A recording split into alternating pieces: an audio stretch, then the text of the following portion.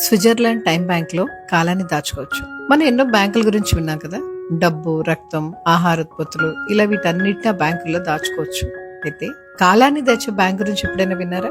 Switzerland లో అలా మనం మన కాలాన్ని దాచుకోవచ్చు. ఎలా అంటే ఆరోగ్యంగా ఉన్నవారు, వృద్ధులు, రోగులు, సేవ అవసరమైన వారికి సేవ చేస్తూ తమ పాస్బుక్ లా సేవా సమయాన్ని దాచుకోవచ్చు. తర్వాత వాళ్ళకి సహాయం అవసరమైనప్పుడు వాళ్ళు దాచుకున్న సేవా గంటల్ని వాడుకోవచ్చు. అప్పుడు ఆ బ్యాంక్ వీరికి అవసరమైన సేవ అందించేందుకు మనుషులను ఉచితంగా పంపిస్తుంది.